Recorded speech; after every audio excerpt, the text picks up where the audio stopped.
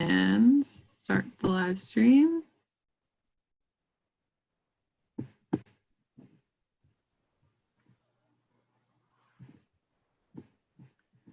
Okay, let's see.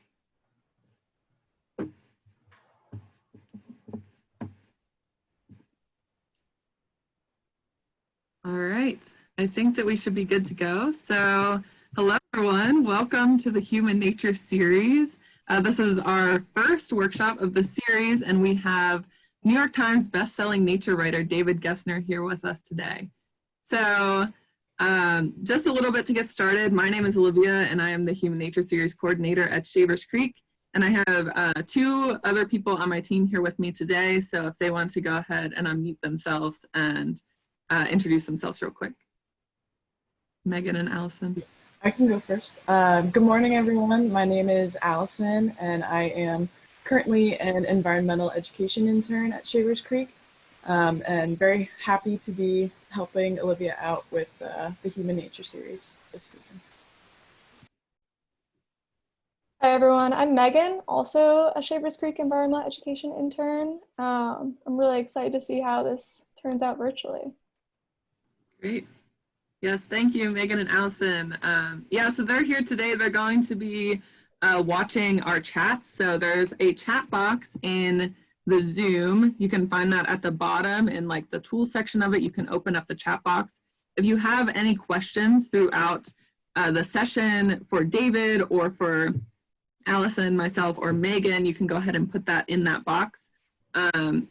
David, I'm not sure if you're planning on keeping an eye on the chat, but maybe we'll address some of those questions throughout the conversation, but we'll also have Allison reading through those questions that you're having, and hopefully we can address as many of those questions as we can at the end if we're not addressing them throughout the session. But we could also, if you're watching live on Facebook, you could comment on that post with your questions as well. Allison will be watching that, those comments, and we'll be taking questions from there as well. So again, we might not get to all of the questions that you are asking, but if you have a question, please put those in there and we'll try to get to them if we have time.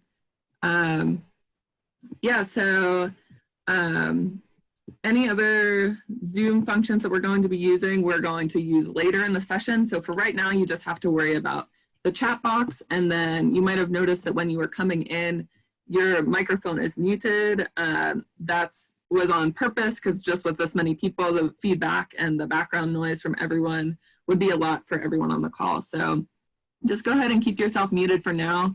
There will be a session at the end where we'll do some smaller group discussion if you'd like to participate in that. And during that session is when you'd be able to unmute yourself and talk to the other people.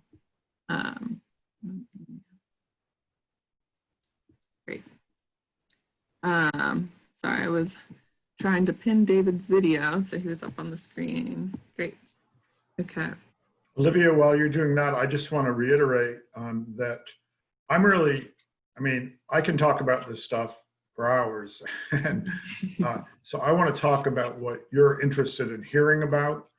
I don't see the chat function. I usually have it. Maybe it just hasn't come on yet on the side, but if you guys can funnel me questions, you know, I want to kind of go where we want to go here and respond. And you know, when I did one recently where I let people have the mics on, and there was one like dog in the background that really kind of took the whole thing down. But it is fun to have, you know, some response. So I'm not as long as your dog isn't barking, I'm not against you unmuting and asking me something too if you want to do something like that.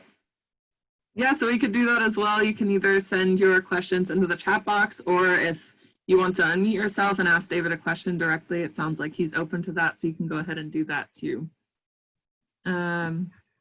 Great.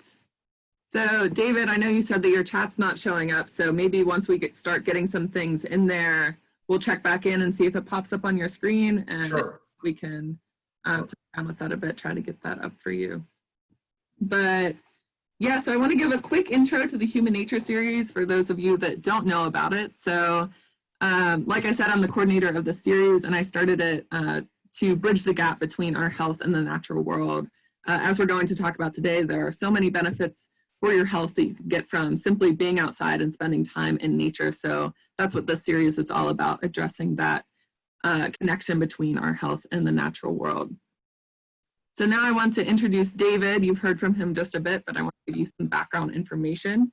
So like I said, he's a New York Times bestselling author. He's written 9 books, and he's taught environmental writing. 10. What's that, David? 10. 10, yes, 10. Double figures, I just want to make it clear. Yes, there's a new one coming out in August. So 11. that's the 11th? All right, well, we have our numbers mixed up here, but It's all right. one is coming out in August. Thank you for clarifying that. Yeah, so like I said, he has taught environmental writing at Harvard, and he is currently the professor and department head, like we've heard, at the University of North Carolina at Wilmington. He hosted the television show Call of the Wild on National Geographic, which explored how technology has affected our brain and how nature can be restorative. In the coming weeks, David will publish the cover story for the summer 2020 edition of The American Scholar. The article is titled Looking Back at the End of the World, and I'm sure that we'll talk a bit about that today. This article explores how nature and Henry David Thoreau can help guide us, not just in the middle of the pandemic, but in the future as climate change regains its place as the biggest problem that we face. So with all of that, I'm going to turn it over to David. If you have anything to add to that, you can do that now. But then I know that you want to read a bit from that American Scholar article as well. So yeah, I think get started. Thank you, Olivia. Well, you know, this is old hat to John, but just to give you a little background, I was very reluctant to accept the title of nature writer. I wrote my first book, which was called A Wild Rank Place. It was a memoir about my dad's death. I wrote it when I was about 33. And to my surprise, it was called a nature book. You know, I thought it was kind of dark, and there were trees and bugs and acorns in it, but I did not think it was a nature book. And then I turned around and wrote another book about Colorado and about American regionalism, and how, having grown up in Massachusetts, how exciting I found it to be in a different state, you know, in a different place. And, you know, it had its McDonald's and it had its other common things, but there was something different about it. You know, obviously in Colorado you're more outdoors more, and the mountains are there. And then that was called a nature book. So finally I turned around and wrote a book called Sick of Nature, which was my declaration of independence from the nature genre. I bring that up in part to say, here I am, what, almost 25 years later, and I'm happy to be a nature writer. I'm like suddenly like, you know, what the world needs now is this kind of person, and this, what we're thinking about. And so the piece I'm going to start with, and I'm not going to read much because my wife, who's a writer, also always says that people are trained from a young age when they're read to go to sleep. And I don't want you to go to sleep. So I'm going to kind of paraphrase and read little parts of it. But basically, I wrote it right away in the early moments of sheltering in place, you know, around mid-March. And I just wanted to get it online somewhere to be part of the dialogue. But as Olivia said, American Scholar kind of scooped it up and wanted to make it their hard copy cover story, which meant it gave McSweeney's time to publish a much funnier piece about Thoreau and to scoop me. But it starts, I'll speak rather than read the beginning. About 15 years ago, when my daughter was 2, we took her up to Walden Pond during the summer. And she was up on my shoulders, and we were approaching, you know, where, for those of you who've been there, the place where the foundation of Thoreau's cabin was. And I pointed to it and I said, that's where the man lived who ruined Daddy's life. And I meant it, you know, ruined mostly in a good way. I meant it, you know, I might have hurtled toward law school and normalcy. However, I read Walden when I was 16, and, you know, really started to question things. One line I'll read just because I'm kind of fond of it. You're not supposed to like your own lines, you're supposed to kill your darlings, but I like this one. In this way, Thoreau was like a more profound, less musical version of getting stoned and listening to Pink Floyd, but the effect was more lasting. And right after that, I began, you know, I'm in high school, I began to keep a journal, and I began to write. And then I was lucky enough that after college, I moved to Cape Cod and kind of saw it as my own sort of Walden. But the whole time, going back to Thoreau on and off, and you'll note I pronounce his name the way we first learned it in school, and I don't know why it's correct, but I can't bring myself to say Thoreau or whatever I'm supposed to say. But so the whole time I would kind of argue with him. You know, he says at the end of his life, they tell him, do you want to make your peace with God? And he says, I don't know that we've ever argued. But I argued plenty with him. And part of that was temperamental. I had kind of an excessive personality. I was an ultimate Frisbee player. I liked to drink. I liked to eat. I was very American, I guess. I grew up in a big family of consumers in the literal sense. You know, we ate our steaks and we drank too much and the whole thing. So for me, a guy who said water is the only drink for a wise man, and who temperamentally just seemed to be about restraint, was sometimes I felt he was a bit of a scold.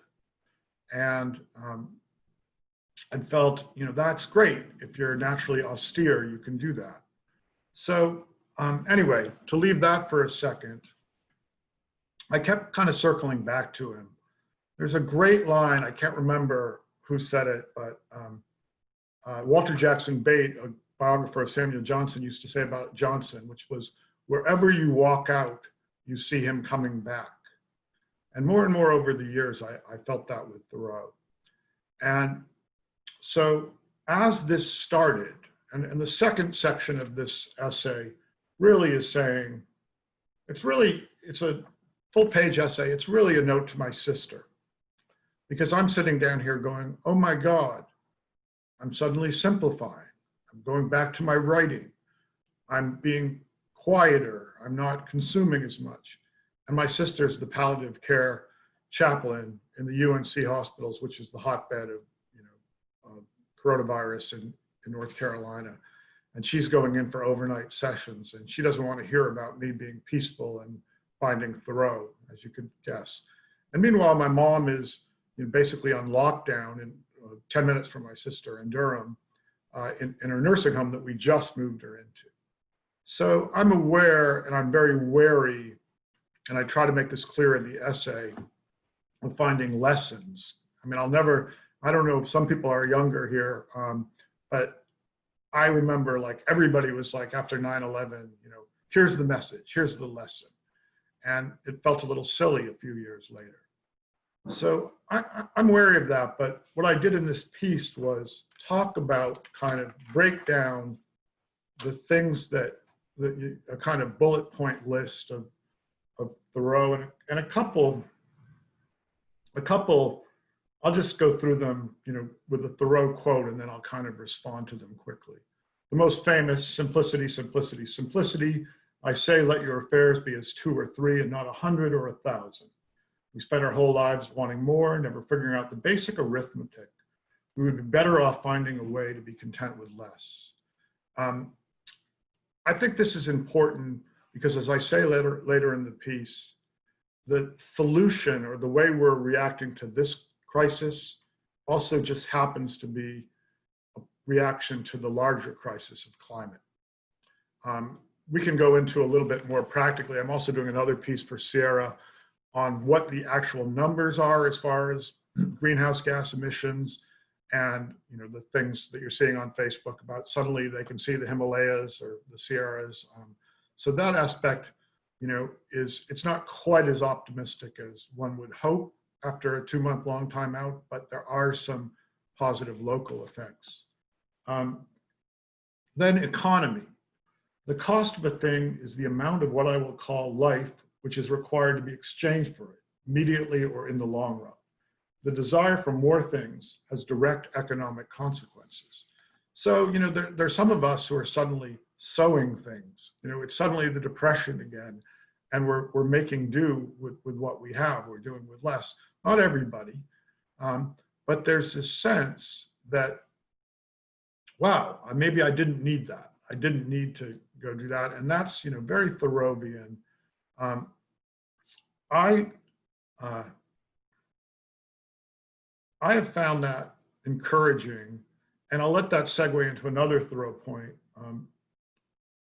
which is I love nature partly because she is not man, but a retreat from him, which is I've always said that the earnest picture of the nature writer or the nature lover or the bird watcher or the person who loves being outside is really frustrating, because when you're doing with less and you're turning toward the natural world, among other things, it can be a lot of fun.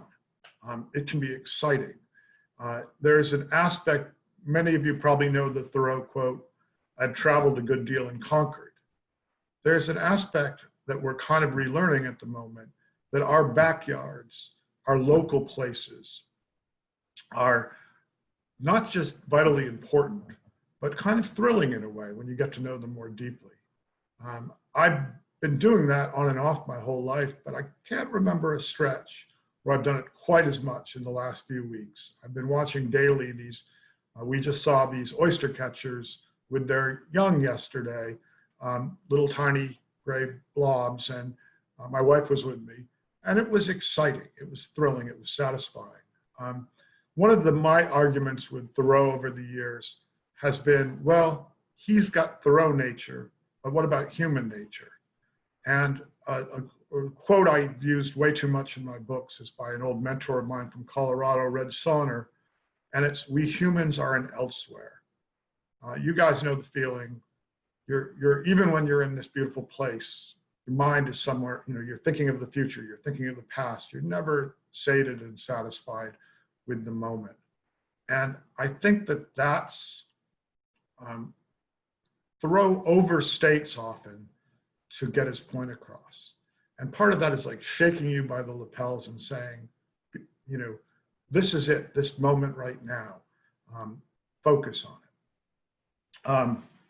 Then, maybe this is the most, well, I guess Massive Men Lead Lives of Quiet Desperation is the most famous, but In Wildness is the Preservation of the World is certainly up there.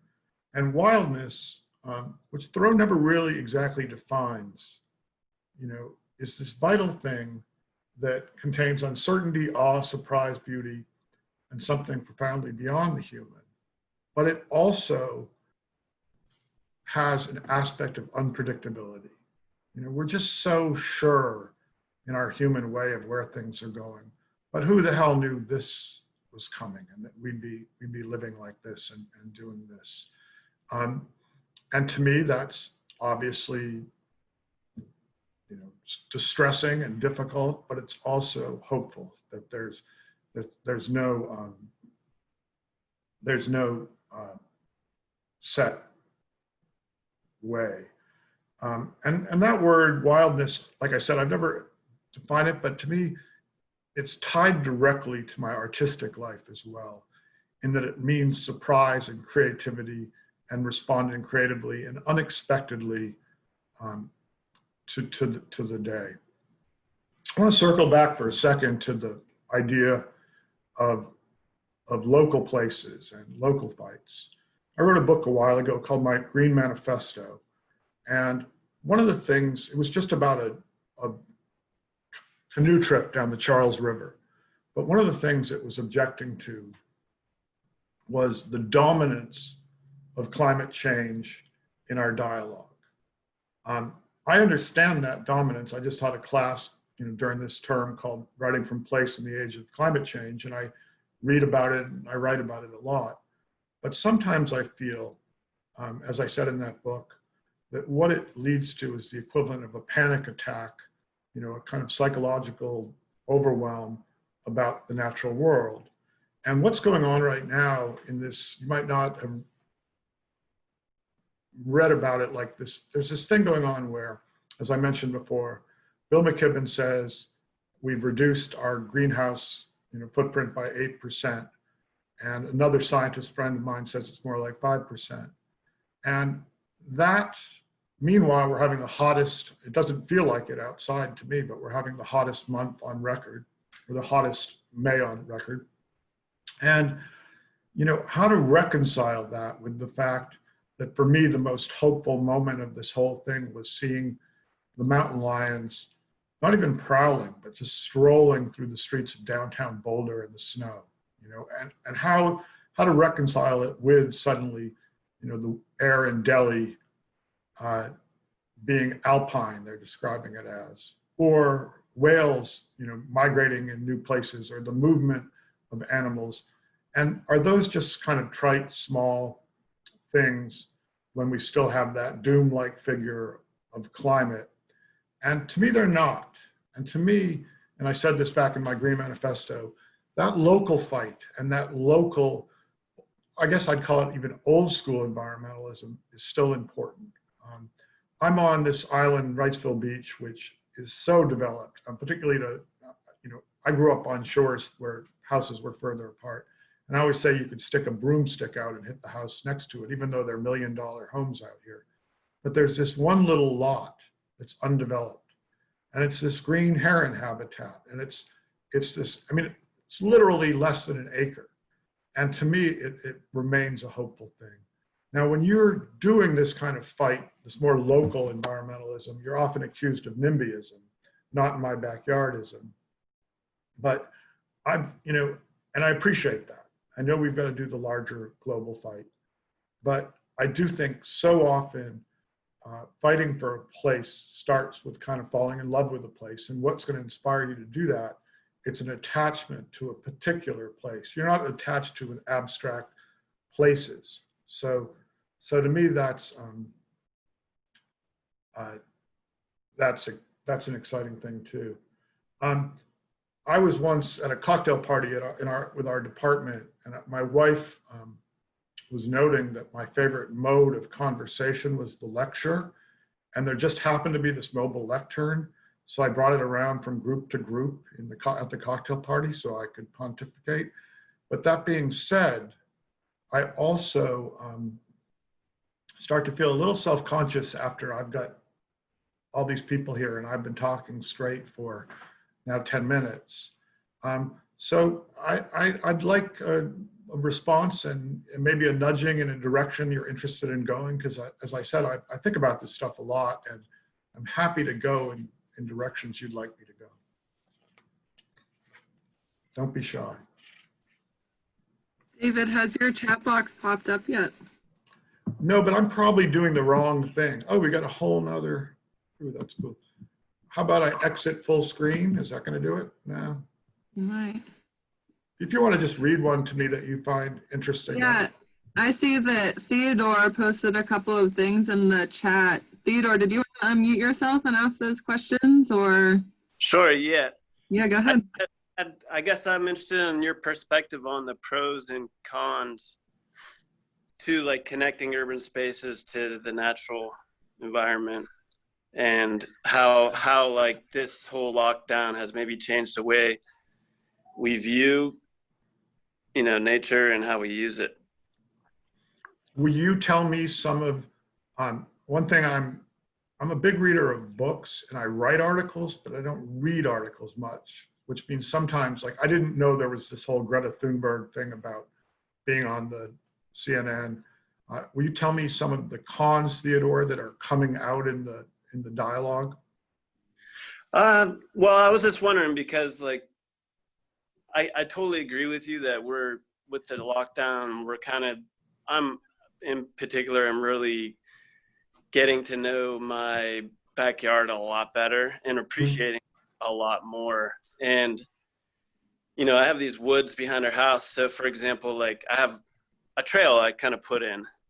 So I always wonder, like, by going in, am I damaging this like undisturbed thing by engaging with it? But then I reap so many benefits from enjoying it. So I guess yeah. I'm curious, like how, and then when you look at cities, like I'm in State Sure. College, you know, they're building these trails and stuff out to this Rothrock State Forest up by, you know, and Shavers Creek's in there. So how when we forge those connections, like I'm more familiar with the benefits. Right.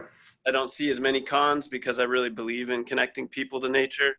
But I just was curious what your perspective was. Well, I'll say a couple quick things about that. One is the main cons I'm getting, I lived in Colorado for 7 years, are in a place where people are already familiar with their backyards and outdoors. Boulder and Denver, I've heard a lot of overcrowding on the trails. The streets, on the other hand, you've got mountain lions on them, but the trails. My perspective on urban nature, I mentioned that book, which was about the Charles River.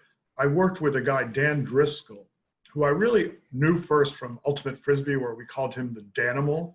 I just knew him as this kind of wild man. It turned out he was this eco hero in Boston. And what he had done, he'd worked for the state. He came in and he wanted to green the Charles. Like a lot of rivers in cities, it was where you dump things in the 50s and 60s. It was your backyard trash place. And the way he greened it was, they wouldn't go for just like, oh, I'm going to rewild the Charles. But he argued for bike paths, which was a compromise, of course, but he was going to plant native plantings along the bike paths. And it really changed, so he had to give and take. And one of the reasons I bring him up, he's got one of my favorite lines, which is, he's like, all nature lovers or nature people are hypocrites. We all drive cars and we do these damaging things, but we need more hypocrites who fight. We need more hypocrites. And and that kind of, that's one of those, when you get to be an activist, which often follows what you just described, getting to know a particular place, that's where they stop you. That's where they give you well, Bill McKibben's flying here to give this talk, with the hypocrisy line. And I just liked his kind of wide open embracing of the idea that, yes, we're part of this fossil fuel society too, but that doesn't mean we can't fight for these things that matter. And many of those are, like you, I think very positively of urban nature spaces. And like that little acre out here on Wrightsville, to me, that's a hopeful thing. And it matters to about 19 birds. I know that's not going to save the world, but I mean, the whole saving the world thing is, I actually went to college with Bill McKibben, and he was my editor on the paper, and I was the political cartoonist, which, as I've said in my books, is indicative of our different temperaments. And I really admire what he's done and have remained friends with him. But when he reads, inspiring books, it's like, Martin Luther King's six-part, biography, he's got to get into Messiah mode. And I have a little bit of a hard time in Messiah mode. Though more and more, I find I'm being pushed toward, putting up my dukes and fighting back. Because, I mean, if you look at the big picture, it's so damn depressing that you're like, what the hell? But I guess I'm going to leave it like that. Because John has seen this cartoon I did for Orion magazine. It's like how to write a nature essay. It's like, observe something, do this, quote Thoreau, and then it's like, end hopefully. We're all supposed to end on like an upbeat note. And I do find hope in those smaller local things, but I don't think we can look at the larger picture and go dancing through the daisies. Though maybe the last couple of months we've done a little more daisy dancing in that way, though nobody wants to, I guess that's the backstory to the Greta Thunberg thing. They were like, what does this have to do with, with the virus? Well, David Quammen, who's a friend who's spoken here, wrote the great book that basically predicted this down to the bats. And he called it, and I always say, like, my new book is called Leave It As It Is, a Teddy Roosevelt line about the Grand Canyon. And so often, that's just what I want to say to people. Again, you're fighting against that human nature, which is just leave it the fuck alone. You don't have to I mean, this town has responded to 2 major hurricanes by cutting down more and more trees. It's like, how stupid can you be? You know, and so, and leave it as it is applies to bats. It applies to, you know, the forests in Vietnam and Amazon. It's like, you don't think we're just going to keep unleashing things if we keep acting like the Borg on Star Trek? I lectured again, I'm sorry. Questions? I have one. I kind of have a statement, and I want to warp the hopeful thing. I'm really interested in your upcoming work with Sierra Magazine. Not the virus's impact on the natural world, but really highlighting the less human impact on the natural world. And as you mentioned, we see all these great things on Facebook, and it seems like the world is healing itself. But as you look deeper at the information, the impact is actually quite small. We talked about David Quammen guessing or predicting these things, and you've kind of seen predictions lately in pop culture about humanity's impact, and if it were to disappear, what would happen. I'm thinking of one of the recent superhero movies where half of humanity was just completely vanished. Yeah. And this is Avengers. Disney. Yeah, Avengers, and Disney, like this huge conglomeration, like this huge corporate company. And there's a very quick line in the movie where it's like passive, where one character says to the other character, "Oh yeah, whales have returned to Hudson Bay." And it's like, the movie's very quiet because so much has happened and there's so few people, and Sure. the world is healing itself. And you kind of, for a moment, as a viewer, feel yourself sympathizing with the villain who just wiped out half of humanity. Right. And there's a really interesting tension there where you're like, yeah, this is probably a great idea. And so, your thoughts on that, and kind of really a larger question would be, what is the answer if we thought that this was going to be so helpful and really it might not be? Well, this is something I'll say here that I probably wouldn't say on CNN. You know, this is a kind of trope against environmentalists, right? They care more about squirrels than human beings. And actually, in the essay, I say, I'm not sure I'm ready to touch this idea that fewer people are better. You know, I think Thoreau would have or Ed Abbey would have, but David Gessner might not. That said, I've been thinking how the biggest prejudice of all, the biggest bias of it all, is anthropocentrism. You know, it's like this idea that humans are all there is. And even when we're, you know, it's a really hard thing to break out of. You know, when push comes to shove, it's just like tribalism, but on a bigger scale. You know, us versus the cows, we're going to take us, right? But I do think that the place where the last 2 months isn't hopeful is in greenhouse gases, the reduction, because people are using their homes more.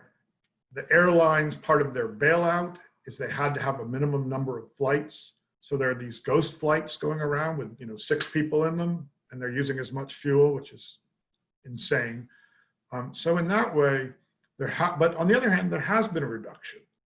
That's not something we've said for a long, long time, right? So that in itself is hopeful. But I have a friend, Mike Branch, who's a professor in Reno, and he just wrote me last night and said, I don't care what it symbolizes and what it means to see the Sierras this clearly and to see them, you know, as I haven't seen them since being here for 25 years, you know, means something in of itself. And I think it does. I mean, I think it, you know, it's hard to, I guess there've been a couple fake ones on Facebook too, like these drunk elephants rampaging down some street somewhere. But, you know, most the Himalaya stuff is real. You know, they're looking, and suddenly it's like, oh my God, look at those big mountains we have in our backyard. And the animal stuff is real. So if you extrapolate, and, you know, Mike, I have a Trump loving, no offense to all you Trump lovers on this nature get together, but I have this Trump loving neighbor who I get along great with otherwise.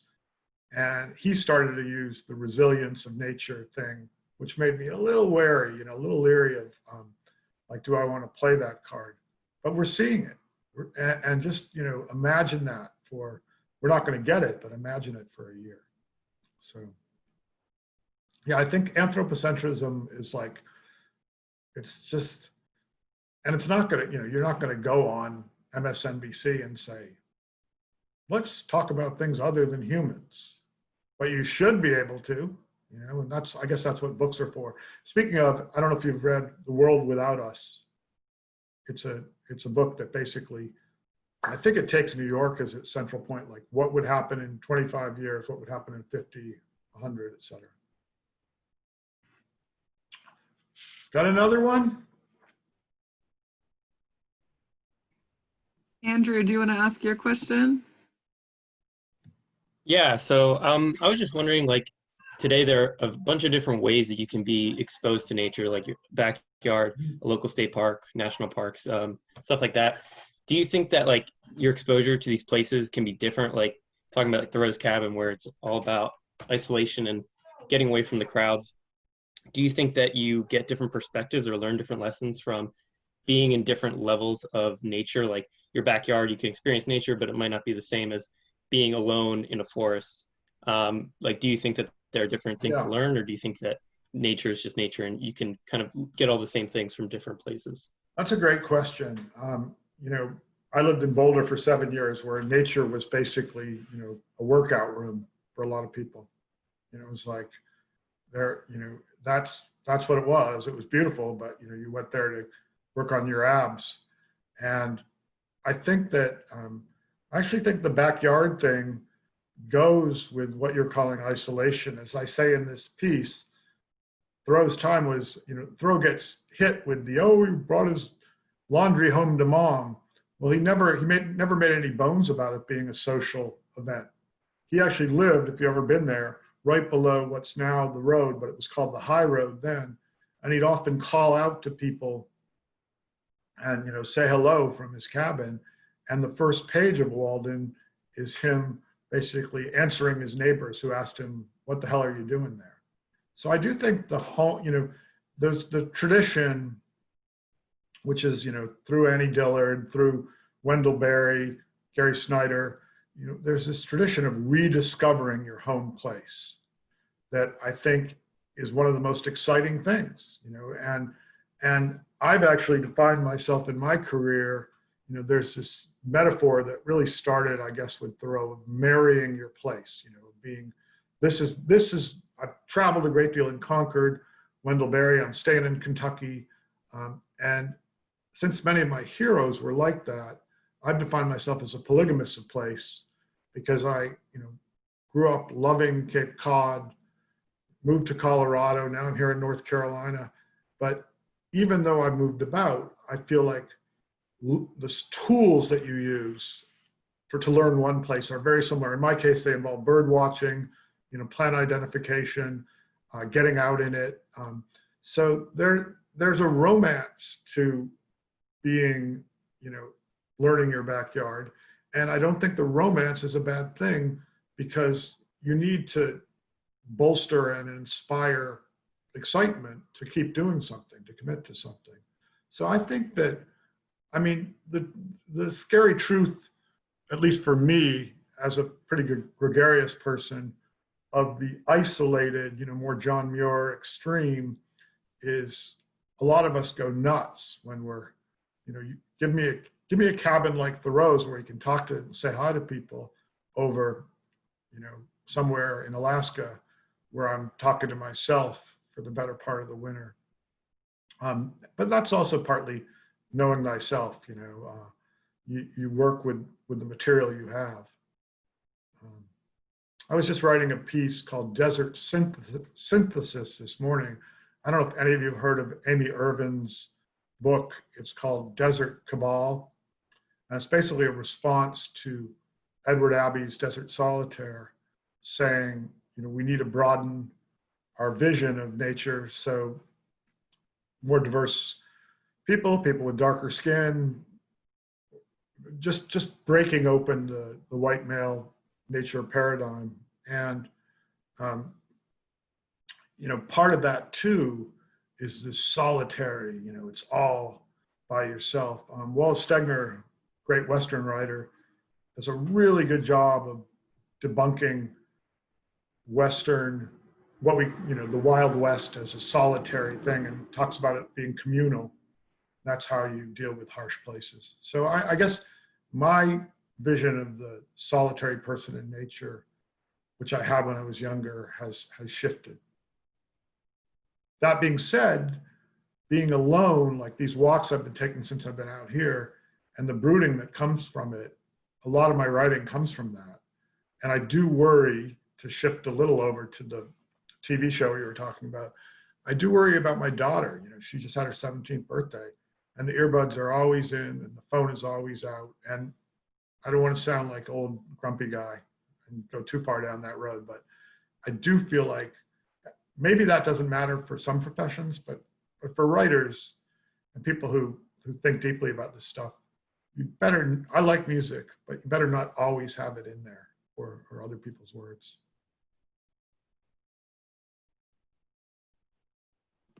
I just saw another couple Thoreau quotes and from my bullet list. And one's the really famous one, which I've always loved, which is, let us work and wedge our feet downward through the mud and slush of opinion and prejudice, the tradition and delusion and appearance, that alluvion which covers the globe, till we come to a hard bottom and rocks in place, which we can call reality, and say, this is and no mistake. In other words, we need to separate what is and what is real from bullshit. And he believed that getting outside of the human world was a way to do that, that by getting outside of the fashions of the current human world was a way to determine what's bullshit in those fashions. And then here's another one. Every poet has trembled on the verge of science, and more and more, what I'm trying to do at our school, where one of the better programs is marine science, is trying to link the sciences with writing, with the humanities, and emphasizing telling science stories with using our skills as writers. I always say in my wrap up with the undergrads, I always quote Steve Martin, some people have a way with words, others not have way.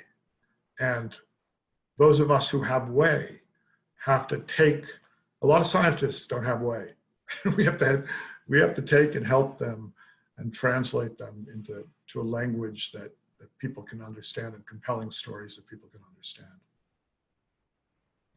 And then finally, famous from Civil Disobedience, under a government which imprisons any unjustly, the true place for a just person is also a prison. And now we're edging a little more toward McKibben camp. I'm just not naturally an activist, though have been involved in some things. And it's going to sound hokey, but, well, two things. One, part of the reason I wrote a book about Teddy Roosevelt part of the reason was Trump was elected. And during his first year, good God, I said first term, sorry. During his first year, Zinke, the Secretary of Interior, on Teddy Roosevelt's birthday, in front of a picture of Teddy Roosevelt, reduced Bears Ears National Monument by 85%. And Bears Ears, I was lucky enough to contribute to the book of Bears Ears that was handed out to Obama and all of Congress, and I really celebrated that personally. It was a place that had meant a lot to me. And so it was like, okay, it's time to put up or shut up sort of thing. And and I thought, the way I get things done, sorry, bug, I love bugs, but I killed that one, sorry. The way I get things done is to write a book about them.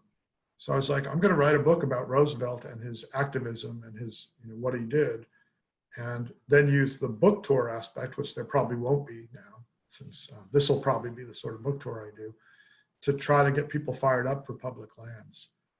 So there's that, but the other aspect, and the thing that preceded that, it was my students and my daughter my daughter started the local 350.org here, and would meet weekly.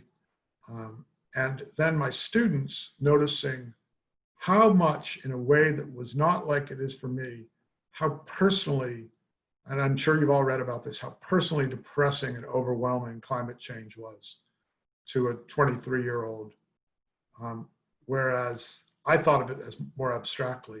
So hearing those students, 2 students in particular, who then went on to form 350.org in Wilmington, hearing them was like another spur to trying to start doing things. So I'm actually, as I mentioned earlier, some of you weren't here, that I'm going to quit being department chair. One thing I'm going to try to do is start, a Center for Climate Change here.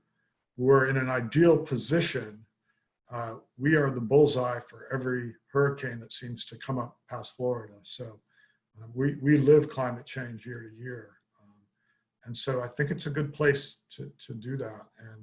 And that was spurred really by, like I said, by my daughter and by my students. Another lecture. David, I see in our chat box that Theodore had another question that I know that you have some experience with.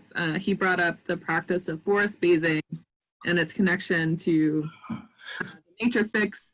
And he was wondering if the environment benefits positively from us reaping these health benefits, or if this is detrimental to nature. So I know that you explored this a little bit with your time at Nat Geo. So could you talk a little bit more about that experience? Yeah, the forest bathers hate me. They say I rolled my eyes too much during the interview. Their chieftain to the forest bathers. So, and I feel like I was balanced. He did not feel that way. I actually just took a picture this morning of this guy on the beach meditating, and he had very erect back and eyes closed. And I was like, I meditate every day, but I don't like pretentious beach meditators, just personal thing. So I'm going to post that on Facebook, mock him. He won't ever see it.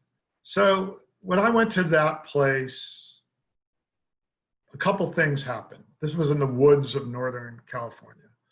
This trip with National Geographic, actually, it's really related to what we're talking about, because the book after this I was going to do was, and probably will still do in some form, grew out of the things I was just telling you about my daughter and my students. And it was called The Fight of Our Lives. And it was going to be about climate. And actually, we were pitching it as a TV show where my daughter and I would travel around. And we'd go to, the glaciers, and we'd go to, and this has, what's gone on, not only has scrapped that, it's pointing out the hypocrisy of that in a lot of ways. And my comic sense was engaged by my experience doing that TV show in multiple ways. One, they had me stare out from Mount Bald, I guess it is, in Northern Cal, or just north of San Francisco. And I looked out, they told me to like scrunch up my eyes like I'm having a profound nature experience. And meanwhile, I'm railing against screens, and there's one screen over here and one over here, and there's a drone above me. Now, the good news is the drone crashed into a tree, but the bad news is it didn't crash before it had gotten footage above my head. And this is the first time I learned I had a bald spot, because I'd never really looked at myself from above before. So there was that. There was being in Salt Lake City, where they said I would go out into nature for a couple of days and test me. I had to sign a non-disclosure form, so I don't tell them any of this.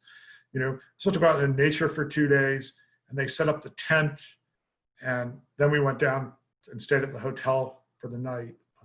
There was a funny thing, because in the script it said, Gessner drinks 6 beers and rants about Thoreau in front of the tent in nature. So you're about to start, and I said, what about the 6 beers? And it was Utah, so it's like, 3-2, it wasn't that. But they brought them up, and I drank them and did my rant. And then the final was this guy in Georgia who, if you've seen this thing, I guess he's got his own show and he's famous, but he was just such a goofball. And he had been a stockbroker, and he left and went to the woods. But it sounded like he left without telling his wife and kids that he was leaving. And I'm just like, you know, anyway, long story short, I would question how much these sort of shows, including my good friend is a executive, I hope he's not on here, producer of Last Alaskans. I would question how much is gained by running around, filming ourselves in wildness and how many moments we have. But as it happened, I actually did have moments like that during the forest bathing. He told me to go introduce myself to a tree. And this was right before I started as chair of our department. And that I did have a moment that was like, oh my God, I'm feeling this thing. And as you probably know, there's actual physical phytoncides are physical chemicals that do improve our health and our moods. And I was with it and I had this great moment. And I told him, I said, wow, that was the most real thing in this whole show. But they decided that visually it would be better if I did that looking down into a creek rather than holding the tree.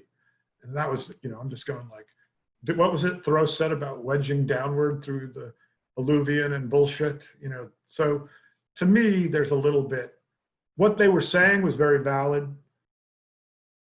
Fewer screens, getting out in the world, but I don't know. My bullshit detector was set off. This doesn't get like recorded. Like, I'll never do TV again. You know, it's like, it's all right. I'll just do this a lot. Thank you for sharing that experience, David. Yeah, and it's true, but I do think that is another way where being a happy hypocrite or not being too, you know, I'll criticize my daughter and my wife will roll her eyes and say, you know, you were just checking your phone yourself. You know, just kind of this awareness of our own contradictions. And that doesn't mean, you know, I always say with writers that I write a lot, but I write 3 or 4 hours a day, and that's 20 hours left in the day. And if you were going full on nature guy or gal, or, you know, just like, you'd still have plenty of time to check your phone and do your work. And so I do think that it can be, by making the ideal this kind of extreme, you undermine the possibilities of really having it an important part of your life. A walk a day will certainly do a lot. Stop me before I talk again. Yeah, I was definitely interested in the other part of Theodore's question too, is us getting out into nature and kind of reaping these health benefits. Does that have any sort of detrimental effect on the nature that we're enjoying? Well, I think, you know, like I said, what's going on in Colorado is, you know, it's a mob scene, but also it's on the trails mob scene, you know, so, and that's like a rutted, regular part of the day. I mean, I think that Boulder, when I lived there, I had a cartoon called The Ballad of Boulder, which kind of mocked the lycra-wearing, wealthy elite of Boulder. But they also, through a simple thing they did early on, they saved open space as a buffer around the town. And that's changed everything. That's why it hasn't become, you know, I mean, the town I live in, I mean, regional and local laws matter. The town I live in, as I said, is responding to hurricanes by cutting down trees left and right and just, you know, developing. And so that's one area that you can get involved in where the effects are real and immediate. You might not be able to stop climate change around the world, but you can stop the town from ripping down a copse of woods.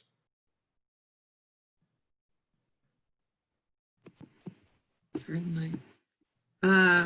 Yeah, so I was just checking the time too, and I see that it's 11:04, and I know that you were just planning on staying with us for the first hour, but do you have time to stick around for a few? I'll stick around for sure. Okay, great, because I see that there are a few that we haven't talked about yet, so maybe we'll just keep answering questions rather than spending as much time on small group discussion if people are still interested in asking questions.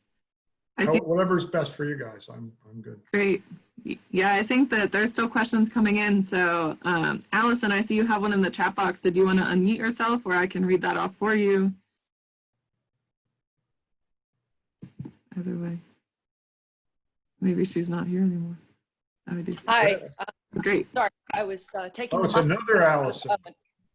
This is Allison. I teach in the English department at Penn State, and so I live in State College and teach creative writing. And anyway, I guess you've touched on this a bit, but I just wonder if you could talk a little bit more about in your personal life and also in maybe in your study of Thoreau, what you've seen as a link between mental health and getting out into nature. I know that I do teach your Learning to Surf essay in my Intro to Creative Nonfiction class. And you allude to depression in that essay, and students always zero in on that. So anyway, I think mine is more like run-of-the-mill human depression rather than, which I have, there are points in every day where I'm not that happy. But Allison, I want to kind of talk for a second, link that to writing, since you're a writing professor. I think Leah and John, you guys told me last time you read Prophet of Dry Hill, the Cape Cod book. And that was about my kind of old Cape Cod mentor, John Hay, who was in his 80s when we started walking. I jokingly called it a highbrow Tuesday with Maurice. But John said, and I was going to use this at the beginning of the talk, actually. John said, how strange to have come through the whole century, and he was talking about the 20th century, and found that the most interesting thing was the birds. But maybe it was not the birds, but how the human mind is interesting when looking at something other than itself.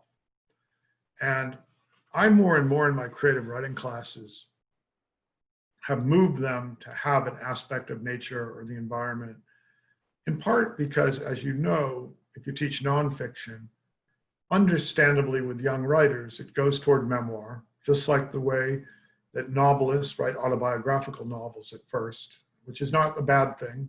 That's how you get your chops, basically. You learn, but that's the subject. It just so happens that you is the subject that most interests you when you start.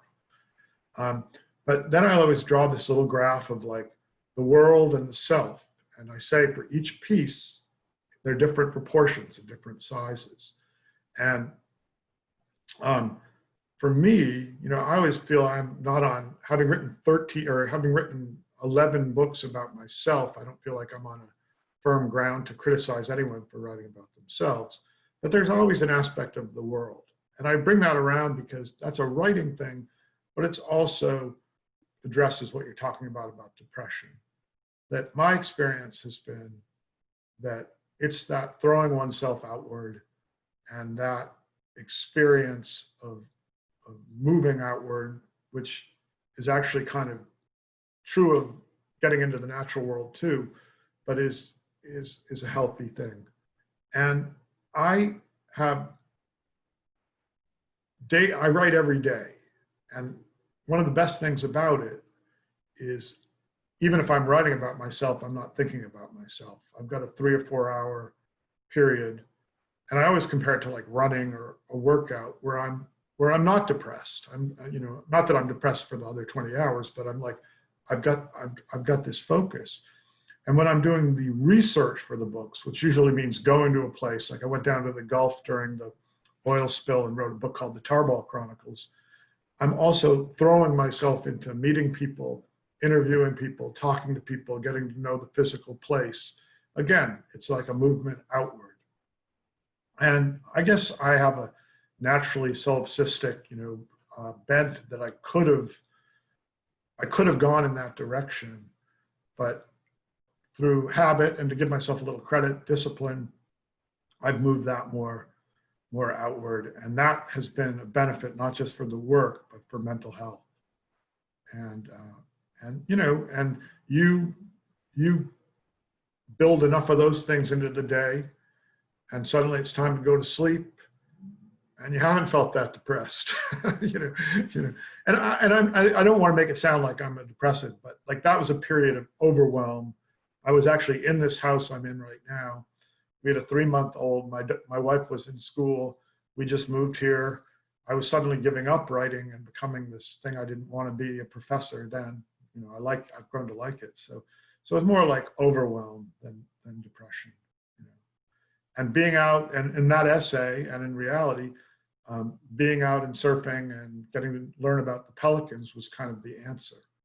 So even in the most, like, I'm assuming there are a few writers sprinkled in here. And one of the issues is, I didn't publish my first book till I was 35. And it was very, very hard for a long time. And it was very, I was working as a carpenter, I was doing these things, and the circumstances were depressing. So to learn to respond by not swirling down into your sinkhole of self, but to go out, was one of the most helpful things for both the work and the mind.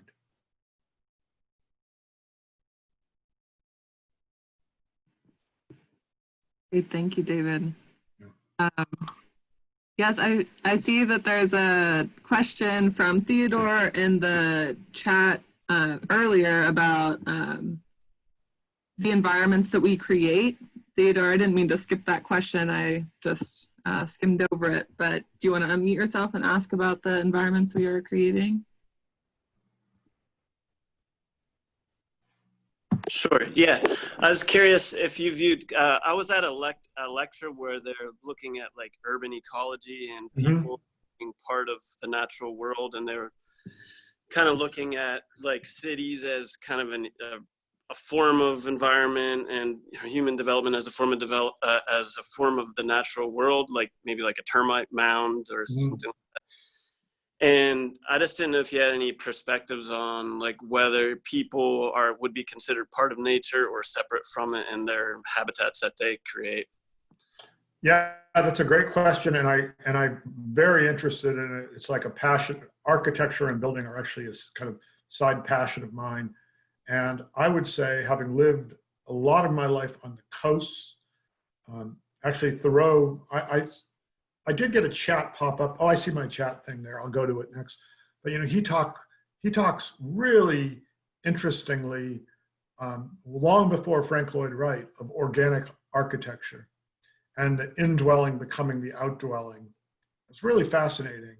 And I would say, as John knows, like and Leah know, I spend a lot of time hammering together my little writing shack by the Hewlett's Creek, which is also known as Dawson's Creek, which is a whole nother story I won't go into, but, and building, which I did out of necessity when I was trying to become a writer, has become a real pleasure and shares so many things in terms of problem solving with writing that it's fascinating. But so I guess I would say in terms of architecture, I'm very much in the humans are a part of nature camp.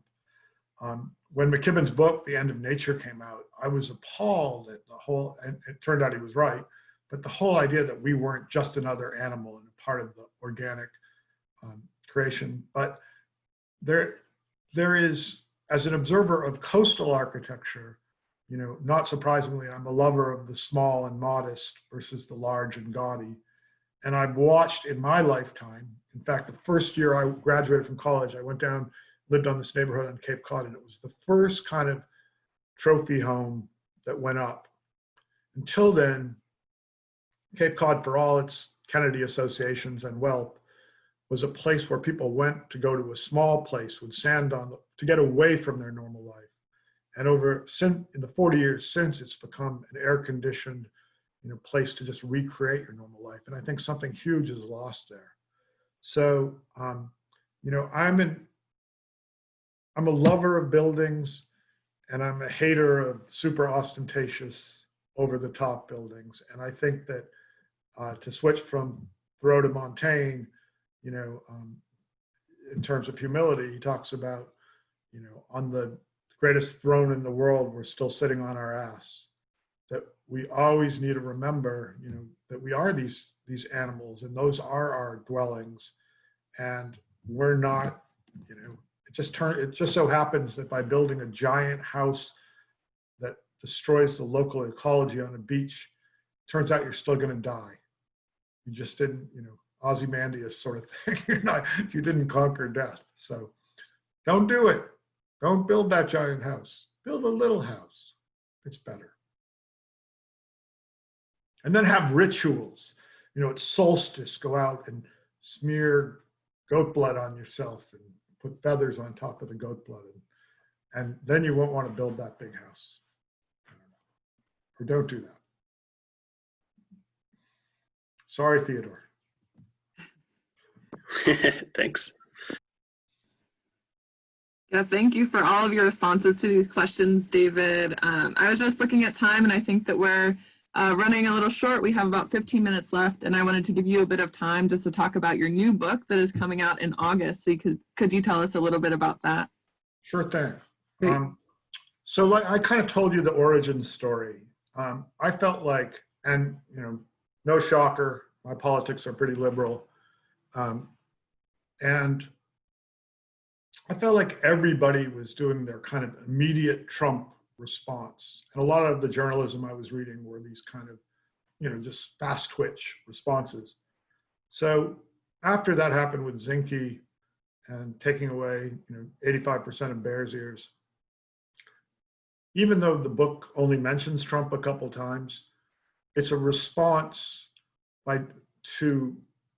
it's a slower, longer response to what has happened. In fact, when this happened, when the pandemic came down, they said, we're moving your book from June, a couple weeks from now, to next March. And this is Simon & Schuster, so they're publishing Bob Woodward and stuff. So I didn't know that if they'd listen to me, but I said, I need it to come out before the election. Even if it gets swamped by other bigger books, I need it. And to my surprise, they listened, which was great. So it's going to come out in August. And basically what it is it kind of returns to what I did with an earlier book about Ed Abbey and Wallace Stegner, which is it takes one thread. I really like braiding things. So one thread is the life of Theodore Roosevelt, told in kind of condensed fashion. There are other much greater biographies out there, but there's a biographical through line. The other is me leaving here 2 years ago or 3 years ago now with my nephew who had just graduated from UNC Asheville and going on a road trip up the coast to DC, to Roosevelt's house, to Harvard where he went to college, and then out to the Badlands and through the West. And the other is kind of a state of the environmental West, including Native American attempts to create Bears Ears, a Native American culture. And one of the reasons I did that is, I mentioned Reg Sonner earlier. He always talked about the pleasures of the difficult. And I wanted to give myself a challenge and to write about Native American activism. And Teddy Roosevelt, who was not exactly the most enlightened person when it came to Native Americans, seemed a challenge. And I wanted to try to find a confluence where obviously there are great differences, but in this fight for the land, maybe there's something that comes together. So that seemed like a big enough challenge for a book, and exciting, and it just took me in places that I never thought it would.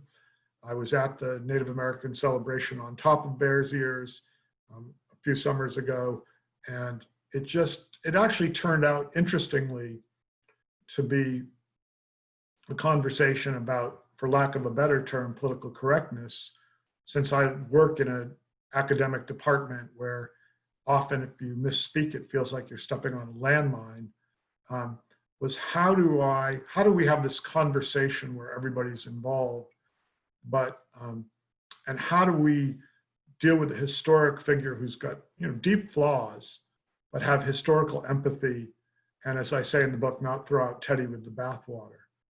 And this was an issue that was super interesting to me because of where I work, and because of where we are culturally. So that became kind of a theme of the book too. It's like, do we still have a use for this guy, for this dead white male who liked to kill animals and did plenty of other stuff that we would regard as reprehensible, perhaps. And that became really part of the challenge and the fun of the book too. So that's coming out, and I've noticed that there seems to be a Teddy Roosevelt book every month, so that's not, I'm a little nervous.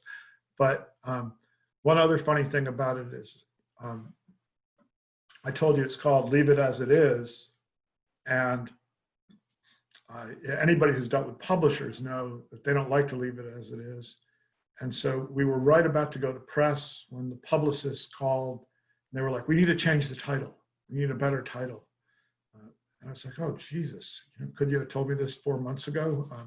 And I've literally had books where they've done that 2 days before, and you had to, all the while that remains, I had to come up with like in 3 days for that title. So anyway, I wrote them a long, passionate note about why we should keep the title. And the last line was, leave it as it is. And they did. So it was one victory for the writer versus the big publisher. So that was good. And we'll see, this is not my first rodeo, and you never know what's going to happen with the book. Sometimes surprisingly good things happen. Sometimes, as Ed Abbey said, it's another drop down into the void of oblivion. So I'm hoping for the former, not the latter. And that book can be pre-ordered at Webster's new online bookstore. Search for Webster's Bookstore and Cafe and support a local business and David at the same exact time. Yes, thank you, John. Thanks, John. Yeah, I was just about to share that. I'm very much looking forward to diving into your new book when it comes out. I'm going to submit my pre-order on our Webster's website. So for those of you that don't know or maybe aren't from State College, our local bookstore here is called Webster's Bookstore and Cafe. And we've partnered with them for the Human Nature series this year. They're helping us promote these events, but they have David's books on their website.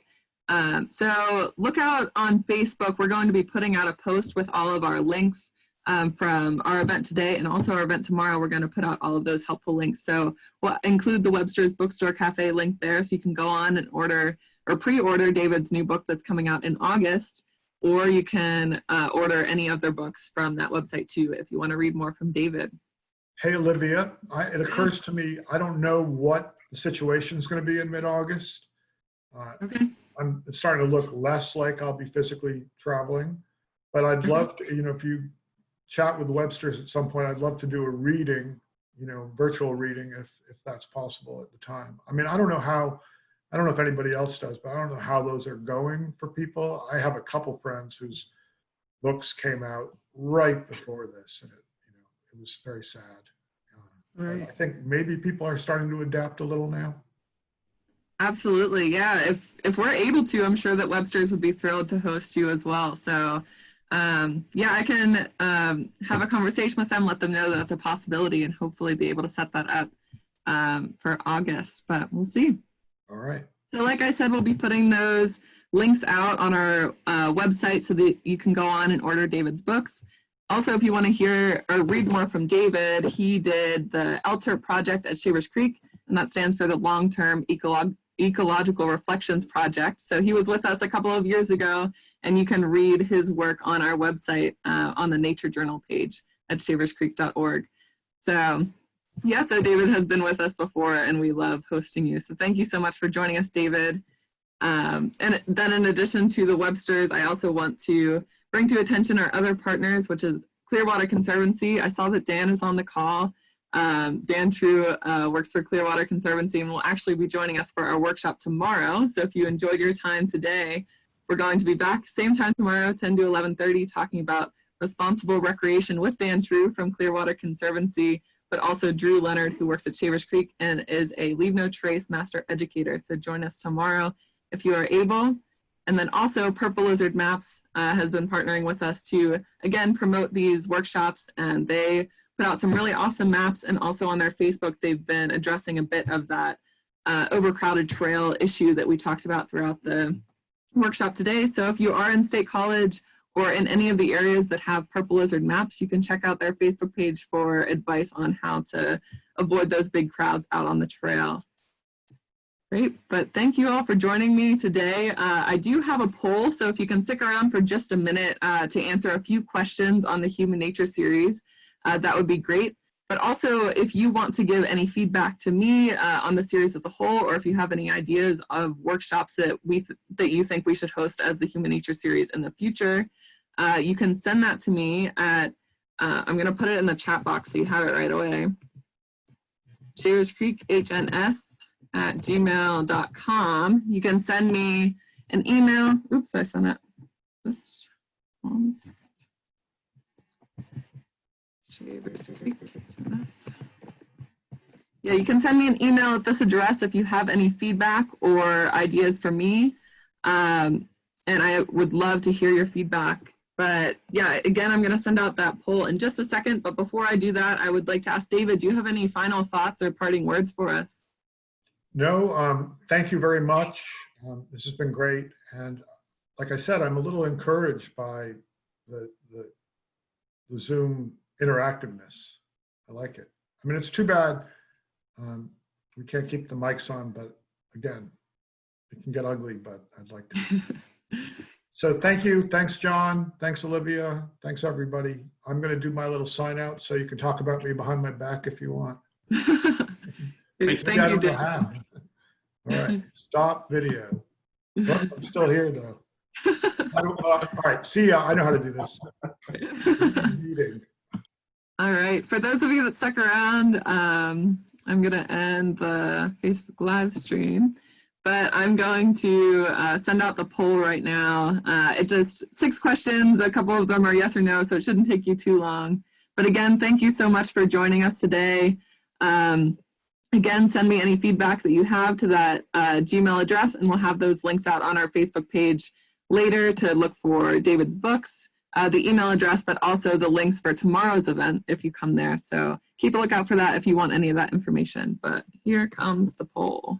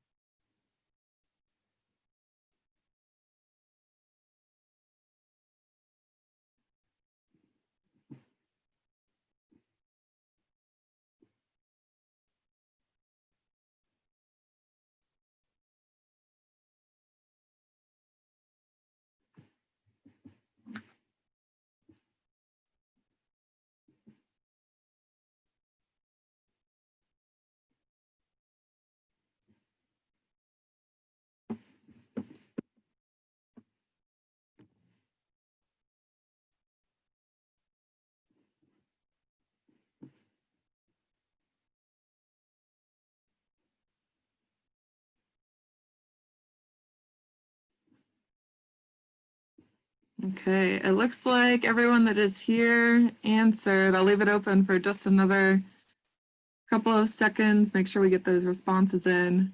But as you finish the poll, you can go ahead and log off. Again, thank you so much for coming, and I hope to see you all tomorrow or next Saturday. We will also be hosting Richard Louv, so look out for his information on our website too. Thank you all so much.